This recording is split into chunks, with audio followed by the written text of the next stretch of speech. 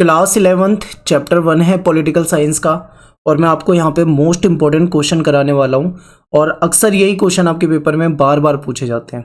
अगर आप previous year के क्वेश्चन देखोगे तो ये क्वेश्चन कई बार रिपीट हुए हैं और इस बार भी आपके पेपर में आने के पूरे पूरे चांस हैं। चैप्टर हमारा पहला है संविधान क्यों और कैसे। तो देखिए शुरू करते हैं। इसमें शॉर्ट क्वेश्चन भी आपको कराए जाएंगे, लॉन्ग क्वेश्चन भी कराए जाएंगे, कुछ एमसीक्यू टाइप के सारे करा दिए जाएंगे, मेन क्वेश्चन। ठीक है, इसके अलावा आपको डिस्क्रिप्शन में एक लिंक दिया जाएगा जहां से आप फ्री नोट्स पढ़ सकते हैं और सारे क्वेश्चन की प्रैक्टिस वहां से कर सकते हैं, विद आंसर आपको वहां पे मिल जाएगा। पहला क्वेश्चन है संविधान किसे कहते हैं। बहुत ही आसान क्वेश्चन है। देखिए चैप्टर की वीडियो अगर आपने नहीं देखी हो तो मैंने वहां बहुत विस्तार से समझाया था, आप उसे जरूर देखें, लिंक आपको डिस्क्रिप्शन में दे दूंगा।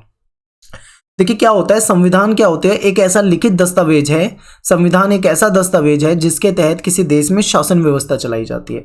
आप देखते हैं कि हमें हर जगह रूल्स को फॉलो करना पड़ता है, हर संस्था में रूल होते हैं, चाहे वो कोई भी संस्था हो, चाहे कोई मंदिर हो, ठीक है, चाहे कोई धर्मशाला हो, कोई हॉस्पिटल हो, कुछ भी हो, हर जगह कोई ना कोई रूल होते हैं, नियम होते हैं, ताकि उसको सही तरीके से चलाया जा सके संस्था को। इसी तरीके से इतने बड़े देश को चलाने के लिए भी कुछ नियम कायदे कानून की जरूरत पड़ती है, जो कि एक लिखित दस्तावेज में हमें मिल जाते हैं, जो कि संविधान कहलाता है।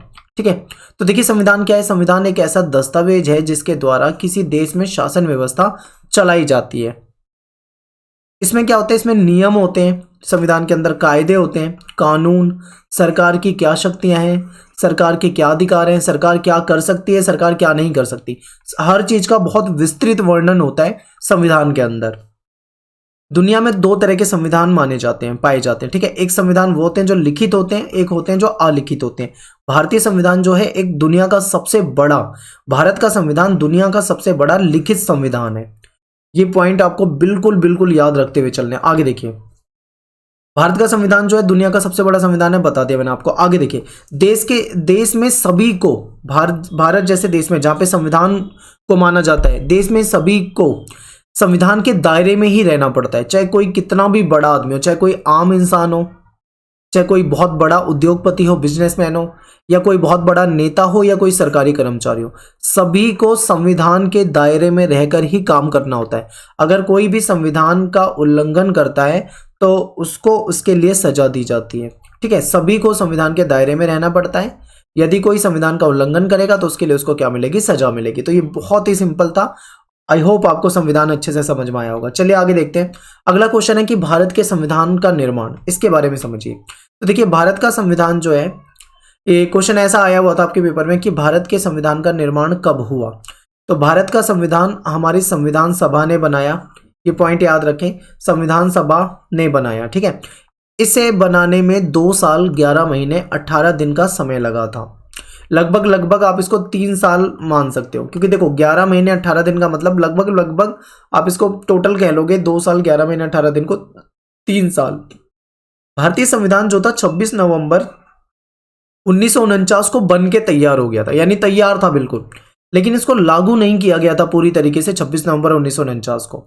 इसको कब लागू किया गया, इसको किया गया 26 जनवरी 1950 को। ठीक है, तो हमारा संविधान कब लागू हुआ, 26 जनवरी 1950 को लागू हुआ। इस तरीके से क्वेश्चन आते हैं। अब यहीं से आपके क्वेश्चन, 3 तरह के क्वेश्चन आपके पेपर में बन सकते हैं 1 मार्क्स के। पहला क्वेश्चन आपसे ये पूछा जा सकता है कि भारतीय संविधान को बनने में कितना समय लगा। आप क्या लिखोगे, 2 साल 11 महीने 18 दिन। समझ गए। अगला क्वेश्चन ये पूछा जा सकता है कि भारतीय संविधान कब बनकर तैयार हो गया था। तो आप बोलोगे 26 नवंबर 1949 को बनकर तैयार हो गया था। तीसरा क्वेश्चन ये पूछा जा सकता है कि भारतीय संविधान लागू कब हुआ। तो आप कहोगे भारतीय संविधान 26 जनवरी 1950 से लागू हो गया था। 3 क्वेश्चन इसमें से भी शॉर्ट आपके बन जाएंगे। आगे देखिए, भारत के संविधान की मुख्य विशेषता बताओ। मोस्ट इंपॉर्टेंट क्वेश्चन, मैं आपको बता दूं ये क्वेश्चन बहुत ज्यादा पेपर में आता है। तो देखिए बहुत सारी विशेषताएं संविधान की, पर हमें कुछ बेसिक विशेषताओं के बारे में पढ़ते हुए चलना है। देखिए भारत का संविधान दुनिया का सबसे बड़ा लिखित संविधान है। ये सफल संविधान है, दुनिया का सबसे सफल संविधान है। भारत का संविधान ना तो अधिक कठोर है, ना ही बहुत ज्यादा लचीला है। भारतीय संविधान के अनुसार मौलिक अधिकारों का प्रावधान है। अब देखिए इसका मतलब समझिए, दुनिया का सबसे बड़ा लिखित संविधान है, ये आपको याद हो जाएगा, इसमें कुछ भी नहीं समझता। ये सफल संविधान इसलिए कह रहे हैं क्योंकि जब से भारतीय संविधान लागू हुआ है, 1950 की बात करें हम, तब से लेके आज अगर हम 2020 की बात करें, ये संविधान वैसा का वैसा चल रहा है। दुनिया में कुछ ऐसे भी देश हैं जैसे नेपाल जैसे देश, जहां पे बार बार संविधान ही बदलना पड़ गया, उनका संविधान कामयाब नहीं हो पाया। लेकिन भारतीय संविधान जैसा बना था वैसा ही वैसा सही चल रहा है। इसमें एक संशोधन जरूर होते रहते हैं समय समय पर, लेकिन संविधान नहीं बदला गया। आगे देखिए, भारत का संविधान ना तो अधिक कठोर है, ना तो बहुत ज्यादा कठोर है, ना ही बहुत ज्यादा लचीला है। कठोर से मतलब है कि ना तो हमारा संविधान इतना कठोर है कि इसमें कोई बदलाव ही ना कर पाए हम, और ना ही इतना लचीला है कि कोई भी संविधान को तुरंत बदल दे आराम से। इतना लचीला भी नहीं है और इतना कठोर भी नहीं है। कुछ देश के संविधान इतने कठोर होते हैं कि जो उसमें रूल बना दिए उसको बदला नहीं जा सकता। कुछ देश का संविधान लचीला हो सकता है, जहां पे रूल बना दिए उसको आराम से बदला जा सकता हो। लेकिन भारत का संविधान जो है इन दोनों के बीच का है, ना तो बहुत कठोर ना ही बहुत लचीला। भारत के संविधान के अनुसार लोगों को मौलिक अधिकार मिले हुए हैं। ठीक है, मौलिक अधिकार जो है मैं आपको सारे के सारे मौलिक अधिकार इसके नेक्स्ट चैप्टर में कराऊंगा, वहां पे आपको बताऊंगा कितने प्रकार के मौलिक अधिकार हैं, क्या क्या है। आप यहीं पे बेसिक समझ लो कि स्वतंत्रता, समानता, ऐसे कई सारे अधिकार भारतीयों को मिले हुए हैं। मौलिक अधिकार किसी व्यक्ति के विकास के लिए बहुत ज्यादा जरूरी होते हैं, जो कि हमको मिले हुए हैं। ठीक है, आगे देखिए, भारत के सभी नागरिक जिनकी आयु 18 वर्ष हो चुकी हो, उन्हें वोट देने का यानी मतदान करने का अधिकार है, जिसको हम सार्वभौम वरिष्ठ मताधिकार भी कहते हैं। यानी हर भारतीय नागरिक जिसकी उम्र 18 प्लस हो चुकी है, चाहे वो स्त्री हो, चाहे वो पुरुष हो, चाहे वो गरीब हो, चाहे वो अमीर हो, चाहे वो किसी भी स्टेट में रहने वाला हो, ठीक है, वो भारत का नागरिक है और 18 वर्ष की आयु पूरी कर चुका है, तो उसको मतदान करने का अधिकार होता है, वोट देने का अधिकार होता है। तो ये भी आपको पॉइंट याद रखना है, भारतीय संविधान ने यह अधिकार दिया है। अगला है कि भारत में संसदीय शासन व्यवस्था है। संसद आपने देखा होगा, और भारत दुनिया का सबसे बड़ा लोकतांत्रिक देश है। संसदीय शासन व्यवस्था है, संसद के तहत यहाँ पे रूल बनाए जाते हैं। ठीक है, लोकसभा, राज्यसभा आप देखते होंगे, और इन सभी टॉपिक को आगे हम आगे के चैप्टरों में इंपॉर्टेंट क्वेश्चन में शामिल करते हुए चलेंगे। लेकिन आपको मैं पहले बता दूं, आप इंपॉर्टेंट क्वेश्चन की वीडियो देखने से पहले हमारे कोर्स की वीडियो देखो, जहां पे सारे चैप्टर बहुत विस्तार से बताए हुए हैं। ठीक है, उसको देखोगे तो आपको बहुत आसान लगेगा और बहुत आराम से समझ जाओगे। आगे देखिए, भारतीय संविधान के अनुसार एकल नागरिकता है, यानी सिंगल नागरिकता है भारत के अंदर। आप चाहे बिहार के रहने वाले हो, चाहे आप केरल के रहने वाले हो, चाहे आप तमिलनाडु के रहने वाले हो, चाहे आप जम्मू कश्मीर के रहने वाले हो, चाहे आप लद्दाख के रहने वाले हो, ठीक है, आप पूरे देश में कहीं पे भी रहते हो, आपकी नागरिकता केवल एक ही होगी। एक नागरिकता मतलब आप हो इंडियन। जब भी आपसे नागरिकता पूछी जाएगी तो आप क्या जवाब दोगे? वहां पे क्या लिखोगे? भारतीय, इंडियन हो आप। नागरिकता, ठीक है, एक ही रहेगी। लेकिन यूएस जैसे कुछ देश ऐसे हैं, यूएस जैसे देशों में अगर हम पढ़ते हैं तो वहाँ पे दोहरी नागरिकता होती है। वो यूएस का तो नागरिक होता ही है, फिर उसके अलावा भी वो वहाँ का भी नागरिक होता है जहाँ पे वो रहता है। लेकिन हमारे यहाँ पे ऐसा नहीं होता है। ठीक है, हमारे यहाँ पे क्या होता है, एकल नागरिकता ही होती है। पूरे देश में कहीं भी हो आप रहोगे नागरिक भारत के। संविधान की प्रस्तावना क्या है? संविधान की प्रस्तावना का क्या अभिप्राय है? संविधान की प्रस्तावना का अर्थ समझाइए। कई तरह के क्वेश्चन आपसे पूछ लिए जाते हैं। तो देखिए, संविधान की प्रस्तावना से हमें भारतीय संविधान की विशेषता का ज्ञान होता है। यानी भारतीय संविधान का अगर हम ये बात करें कि भारत का संविधान दुनिया का सबसे बड़ा संविधान है, लेकिन अगर आप इसकी प्रस्तावना पढ़ लोगे तो कहीं ना कहीं आप इस संविधान के बारे में बहुत कुछ जान जाओगे। यानी हम बहुत बड़ी स्टोरी को चंद मिनटों में सुना देते हैं, तो वो एक समरी टाइप में होती है, सार टाइप में। तो ये संविधान की प्रस्तावना भी कुछ इसी तरीके से, आपको कुछ ही पन्नों में सब कुछ आपको मिल जाता है। संविधान की प्रस्तावना में हमें भारतीय संविधान की विशेषता का ज्ञान होता है। प्रस्तावना में स्पष्ट किया गया है कि भारत में लोकतंत्र है, समाजवाद है, समानता है और धर्मनिरपेक्षता है। ठीक है, संविधान की प्रस्तावना संविधान का सबसे महत्वपूर्ण अंग है। भारत के संविधान की प्रस्तावना संविधान का सबसे महत्वपूर्ण अंग है। संविधान की प्रस्तावना संविधान की कुंजी कहलाती है। इंपॉर्टेंट पॉइंट है, याद रखें, बिल्कुल ध्यान रखना है आपको। अब बात करते हैं हमें संविधान की जरूरत क्यों पड़ती है। ये आपके पेपर में बहुत बार क्वेश्चन आता है। अब देखिए, मान लो आप कहीं पे भी जाते हो, एक एग्जांपल से समझो, आप किसी स्कूल में जाते हो पढ़ने, तो स्कूल के कुछ रूल होते हैं कि आपको वर्दी पहन के आनी है, यूनिफॉर्म जो होती है वो पहन के आना है। स्कूल का एक टाइम होता है, आपको उस टाइम पे पहुंचना है। लंच का एक टाइम होता है, छुट्टी का एक टाइम होता है, किस टाइम पे कौन सा पीरियड लगेगा, वो सब कुछ पहले से फिक्स होता है। और रूल्स होते हैं कि वो हमें रूल फॉलो करने पड़ते हैं। आप किसी भी, आप सड़कों पे भी जाते हो तो आपको रूल फॉलो करने पड़ते हैं कि भाई अगर आप बाइक से जा रहे हो तो आपको हेलमेट लगाना है, रेड लाइट पे रुकना है, ग्रीन पे चलना है। कई तरह की चीज़ें जो रूल है। इसी तरीके से कोई देश चला रहे हैं हम, तो देश चलाने के लिए भी हमें रूल चाहिए, और वो सारे के सारे रूल्स किस में मिलते हैं? हमको संविधान में मिलते हैं। तो हमें संविधान की आवश्यकता क्यों होती है, ये अब आप समझ जाओगे अच्छे से। देखिए, किसी देश में शासन व्यवस्था चलाने के लिए कुछ नियमों की जरूरत होती है, वह नियम हमें संविधान के द्वारा मिल जाते हैं। संविधान तालमेल बनाए रखता है, सबसे पहला पॉइंट, संविधान तालमेल बनाए रखता है, व्यवस्था बनाए रखता है। अब मान लो स्कूल में अगर रूल नहीं होते तो कोई भी वर्दी पहन के आ जाता, कोई भी यूनिफॉर्म पहन के आ जाता, उससे क्या होता, अब पता ही नहीं लगता कौन स्टूडेंट है, कोई बाहर का भी आ जाए, ऐसा हो सकता है ना।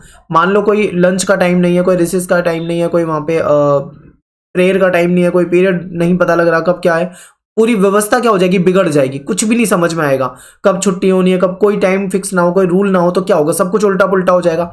ऐसे ही अगर संविधान नहीं होगा, रूल्स नहीं होंगे तो देश में सब कुछ उल्टा पुल्टा होगा। कम से कम हमें सही तरीके से चलाने के लिए, तालमेल बनाए रखने के लिए संविधान बहुत जरूरी है। किसी भी देश में कानून व्यवस्था बनाए रखने में संविधान की सबसे महत्वपूर्ण भूमिका होती है। ठीक है, संविधान ही कानून को बनाता है, तय करता है। सभी नागरिकों को संविधान के दायरे में रहना पड़ता है। अब देखिए यहाँ पे संविधान कानून को तय करता है, बनाता है, इसका मतलब हमारी संसद ने हमारे कानून बनाए। ठीक है, एक बार क्या हुआ, हमारा संविधान बन गया, अब संविधान में सारे रूल्स हो चुके हैं, लेकिन अगर लगता है कि भाई संविधान में कोई कानून बना हुआ है और हमें लगता है कि भाई वक्त के अनुसार इसको बदलने की जरूरत है, ऐसा लगता है कि समय के अनुसार हमें बदलने की जरूरत है, तो उस संविधान के कानून, जो संविधान ने कानून तय करे थे, उसको संसद में क्या किया जाता है, उसमें बिल लाकर या फिर उसमें कुछ चेंजेस लाकर उसको बदला जा सकता है। तो याद रखें, संविधान में कानून तय है और उसको बदला जा सकता है जरूरत के अनुसार। ठीक है, नए नए बिल लाए जा सकते हैं, नए कानून बनाए जा सकते हैं, कई तरह की चीजें। सभी नागरिकों को संविधान के दायरे में रहना पड़ता है और कानूनों का पालन करना पड़ता है। किसी देश के विकास में संविधान का महत्वपूर्ण योगदान होता है। किसी भी देश के विकास में संविधान का सबसे महत्वपूर्ण योगदान होता है। संविधान सरकार तथा सरकारी तंत्र को अपनी शक्तियों का दुरुपयोग करने से रोकता है। याद रखें, संविधान जो है वो सरकार और सरकारी तंत्र को अपनी शक्तियों के दुरुपयोग करने से रोकता है। यानी सरकार अपनी शक्तियों का अगर दुरुपयोग कर रही है तो संविधान उस पर बंधन लगाता है। यानी सरकार को कोई भी काम करना होगा, सत्ता बेशक से उनके पास हो, लेकिन संविधान के दायरे में रहकर ही करना होगा। संविधान सरकार तथा विभिन्न समूहों और संगठनों के बीच में तालमेल बनाने में महत्वपूर्ण भूमिका निभाता है। तो ये पॉइंट आपको यहाँ पे याद रखने हैं। एक क्वेश्चन आपके पेपर में सबसे ज्यादा पूछा जाता है, मोस्ट इंपोर्टेंट क्वेश्चन कहूंगा मैं इसको। देखिए, जो आपको मैं बता रहा हूं इससे बाहर क्वेश्चन आपके पेपर में आने के चांस नहीं है बिल्कुल भी। मोस्टली यही क्वेश्चन आपके पेपर में आएंगे, ध्यान से आप इनको समझते हुए चले। अगला क्वेश्चन है कि भारत का संविधान जो है, इसको उधार का थैला क्यों कहा जाता है? उधार का थैला क्यों कहा जाता है? तो देखिए, भारत का संविधान जो है, आपको पता है भारत का संविधान 1950 में लागू हुआ था और ये जिस समय में बना था, इससे कई साल पहले दुनिया में बहुत सारे देशों में संविधान बन चुके थे। ठीक है, ये आप सारी चीजें समझते हैं। तो जब भारतीय संविधान बना जा रहा था तो संविधान सभा ने कई देशों के संविधान का अध्ययन किया था। उन्हें लगा कि भाई किसी देश में कोई व्यवस्था बहुत अच्छी है तो उस चीज को वहां से उठाया जा सकता है, उसको लिया जा सकता है। तो इस तरीके से भारतीय संविधान में अलग अलग देशों से प्रावधान लिए गए, इसीलिए इसको उधार का थैला कहा जाता है। देखिए, भारत के संविधान को बनाते समय इसमें अलग अलग देशों से प्रावधान लिए गए हैं, इसलिए इसको उधार का थैला भी कहा जाता है। बिल्कुल आपको याद हो जाएगा, समझ में आ जाएगा। ठीक है, आगे देखिए, किस देश से कौन सा प्रावधान लिया गया है, ये आपके लिए ज्यादा इंपॉर्टेंट है, बहुत इंपॉर्टेंट है। मौलिक अधिकार कहां से लिए गए? आप बोलोगे अमेरिका से। सोवियत संघ से हमें मूल कर्तव्य मिले हैं। फ्रांस से हमें स्वतंत्रता, समानता, बंधुत्व। ब्रिटेन से संसदीय प्रणाली। आयरलैंड से डीपीएससी, राज्य के नीति निर्देशक तत्व। दक्षिण अफ्रीका से संविधान में जो संशोधन किया जाता है, बदलाव किया जाता है, वो वाली प्रक्रिया। ऑस्ट्रेलिया से समवर्ती सूची।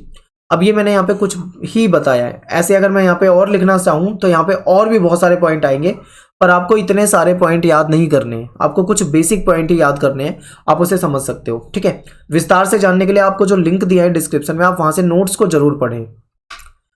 ठीक है, फ्री नोट्स जो है आपको डिस्क्रिप्शन बॉक्स में लिंक दिया हुआ है, आप उस लिंक पे जाके एमसीक्यू क्वेश्चन भी पढ़ सकते हैं और ये जो लॉन्ग क्वेश्चन जो आप वीडियो में देख रहे हैं ये भी आपको मिल जाएंगे और इंपॉर्टेंट क्वेश्चन जो है आपको उसमें मिल जाएंगे। आगे देखिए, डॉक्टर भीमराव अंबेडकर संविधान सभा में किस समिति के अध्यक्ष थे? बहुत इंपॉर्टेंट क्वेश्चन है, शॉर्ट क्वेश्चन में आएगा, केवल अगर आएगा तो 1 मार्क्स के क्वेश्चन में पूछा जा सकता है। तो आप कहोगे प्रारूप समिति। ठीक है, संविधान सभा के अध्यक्ष कौन थे? डॉक्टर राजेंद्र प्रसाद। अब यहाँ पे भी क्वेश्चन आपसे पूछ लिया जाता है कि संविधान सभा के स्थायी अध्यक्ष माने जाते हैं, स्थायी अध्यक्ष थे। ठीक है, राजेंद्र प्रसाद। लेकिन अगर मान लो आपसे कुछ क्वेश्चन ये पूछ ले कि संविधान सभा के अस्थायी अध्यक्ष कौन थे, तो आप वहां पे दोगे डॉक्टर सच्चिदानंद सिन्हा, वो टेम्परेरी थे। ठीक है, बाद में उनको हटा के इनको परमानेंट बना दिया गया था। किस देश में नस्लीय भेदभाव जो था बहुत अधिक था? कुछ क्वेश्चन मैंने सपोर्टिंग मटेरियल से लिए जो बहुत इंपॉर्टेंट है। तो देखिए साउथ अफ्रीका, अगर आप देखोगे साउथ अफ्रीका में ऐसा भेदभाव था। कठोर संविधान से क्या मतलब है? देखिए कठोर संविधान का मतलब होता है कि जिस देश के संविधान को आसानी से बदला ना जा सके, यानी उसमें संशोधन ना किया जा सके, उसमें परिवर्तन ना किया जा सके, उसको हम कठोर संविधान कहेंगे। जिस संविधान में संशोधन आसानी से ना किया जा सके उसको कठोर कहेंगे। अगला है 14 अगस्त 1947 को विभाजित भारत के संविधान सभा सदस्य कितने थे? तो देखिए 299। आप पढ़ते हो कि 389 सदस्य, लेकिन आपको पता होगा कि संविधान सभा का विरोध किया था। किसने किया था? मुस्लिम लीग ने इसका विरोध किया था। मुस्लिम लीग का क्या कहना था? मुस्लिम लीग का कहना था कि हम भारतीय संविधान सभा में शामिल नहीं होंगे, हमें अलग देश चाहिए पाकिस्तान, और हम अपने पाकिस्तान का अलग से कानून बनाएंगे, ऐसा मुस्लिम लीग कह रही थी। तो मुस्लिम लीग ऐसा कह रही थी तो मुस्लिम लीग ने क्या करा? संविधान सभा का बहिष्कार कर दिया और छोड़ दिया। इसलिए संविधान सभा के जो सदस्य थे उनकी संख्या कम हो गई। तो ये आपको याद रखना है। अगला देखो, सोवियत संघ के संविधान में निर्णय का अधिकार किसे दिया गया है? तो देखिए सोवियत संघ की बात करें तो वहां पे एक ही पार्टी को सारे अधिकार दिए गए हैं, वो है कम्युनिस्ट पार्टी। ठीक है, याद रखें, कम्युनिस्ट विचारधारा। अंतिम रूप से पारित भारतीय संविधान पर कितने सदस्यों ने हस्ताक्षर किए? देखिए 299 सदस्य बचे थे, लेकिन जिस दिन संविधान का अंतिम सिग्नेचर वगैरह होने थे, जब पूरा तरीके से तैयार हो गया था, उस दिन 284 सदस्य उपस्थित थे, तो इन्होंने ही सिग्नेचर करे थे। ठीक है, तो 284 आपको याद रखना है। इसके बाद है क्रिप्स मिशन कब भारत आया? इसने संविधान के संदर्भ में क्या कहा था? तो देखिए मार्च 1942 में भारत आया, और क्रिप्स मिशन ने यह सुझाव दिया था कि भारतीय संघ की स्थापना जो है संविधान के द्वारा होगी, जिसका निर्माण जो है वो संविधान सभा के द्वारा किया जाएगा। ये इसके सुझाव थे। भारतीय संविधान सभा की पहली बैठक कब हुई? तो 9 दिसंबर 1946 को हुई थी, और यहीं पे डॉक्टर सच्चिदानंद सिन्हा जो थे, सच्चिदानंद सिन्हा, इनको अस्थायी अध्यक्ष बनाया गया। तो देखिए अगला क्वेश्चन यही है, संविधान सभा के अस्थायी अध्यक्ष कौन थे? तो आप कहोगे डॉक्टर सच्चिदानंद सिन्हा ये थे। इसके अलावा आपसे अगला क्वेश्चन है कि संविधान सभा की कुल कितनी बैठकें हुई है? तो इंपॉर्टेंट है, 1 मार्क्स में आपके आएगा। ठीक है, आपको याद रखना है 166, 166 बैठकें। भारत के किस पड़ोसी देश में कई बार संविधान का निर्माण हुआ है? और संविधान निर्माण विवाद पर टिप्पणी भी लिखनी है। तो देखिए भारत का एक पड़ोसी देश है जिसका नाम है नेपाल। नेपाल का संविधान सफल संविधान नहीं है। क्यों? क्योंकि भाई 1948 के बाद 5 बार से अधिक बार ये संविधान बदला जा चुका है, नया ही संविधान लाया जाता है यहाँ पे। ठीक है, बार बार मतलब इसमें बदलाव हुए हैं और बदल ही दिया गया है। नेपाल की जनता मधेसी आंदोलन द्वारा इसका विरोध कर रही थी। ज्यादातर जनता जो थी वो संविधान में संशोधन चाहती थी, इसलिए यहाँ पे ये सब हुआ। तो ये पॉइंट आपको याद रखना है। ठीक है, बाकी आप डिस्क्रिप्शन में जरूर जाएं, वहां पे आपको इंपॉर्टेंट क्वेश्चन मिल जाएंगे। तो मिलते हैं नेक्स्ट वीडियो में। थैंक्स फॉर वॉचिंग सभी को। जय हिंद, जय भारत।